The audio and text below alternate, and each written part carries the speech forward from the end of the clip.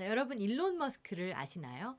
굉장히 돈이 많은 사람이죠. 또 세계 최고의 기술을 가지고 있는 사람이기도 하고요. 무엇보다 아이언맨의 주인공으로 잘 알려져 있습니다. 그리고 테슬라의 운영자이기도 하고요. 세계 여행을 마음대로 우주선을 타고 하고 있고요. 또 화성 탐사까지 하는 굉장히 특이한 인물입니다. 이 시대의 천재라고 할 수 있죠. 그런데 이 일론 머스크가 3년 전쯤 인공지능이 인류의 재앙이 되는 것을 막아야 한다 라면서 1억 달러, 우리 돈으로 1200억 원을 들여서 회사를 설립합니다.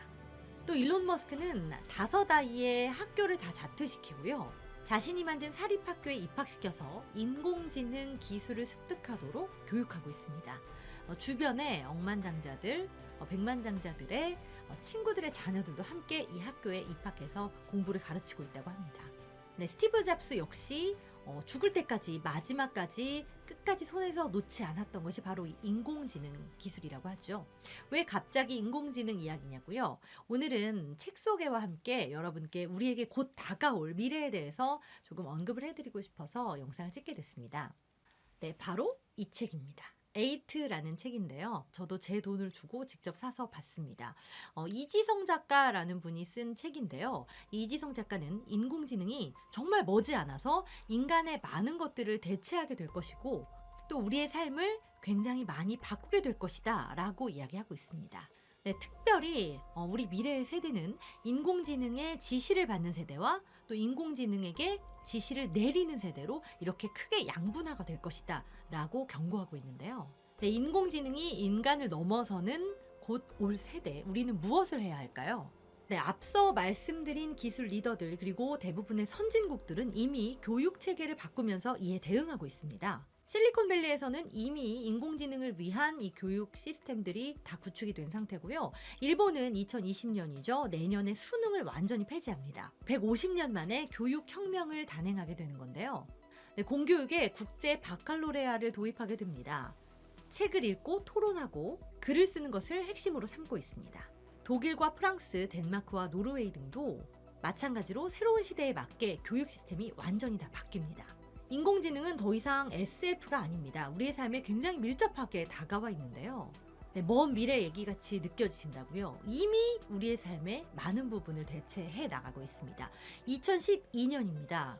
골드만삭스에 들어간 인공지능 켄쇼는 세계적인 수준의 트레이너 600명이 한 달 동안 일을 해야 될 양을 고작 3시간 20분 만에 끝냈습니다. 이후 598명의 직원이 해고됐고요. 단 2명만이 남게 됐는데요. 자, 인공지능보다 뛰어나서냐고요? 절대 아닙니다. 인공지능의 업무를 보조할 이러한 인력들이 필요했기 때문에 2명만 남기고 모두 다 해고된 것이죠.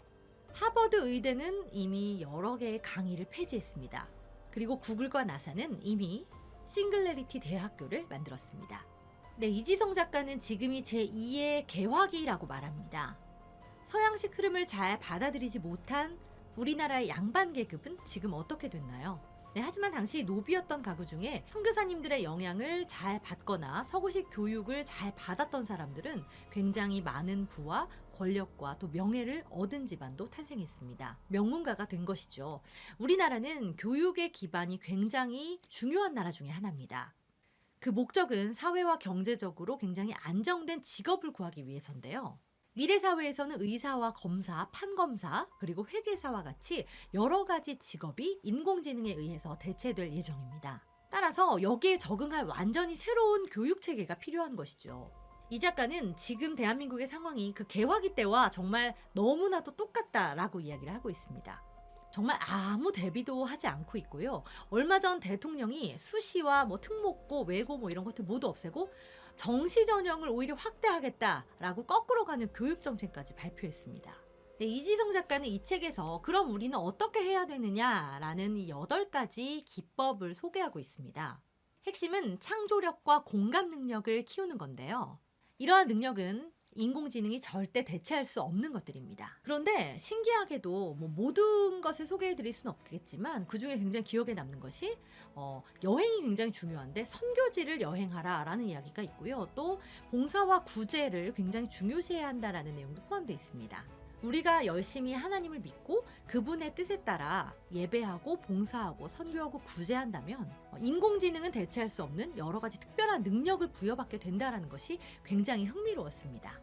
네, 나머지 방법들은 제가 나중에 기회가 되면 또 소개해 드리도록 할게요. 여러분도 꼭 한번 사서 책을 읽어보시면 좋겠고요. 또 동영상을 통해서 인공지능에 대해서도 관심 있으신 분들은 한 번쯤 찾아보시는 것도 많은 도움이 될 것 같습니다. 처치타임즈 김효정이었습니다.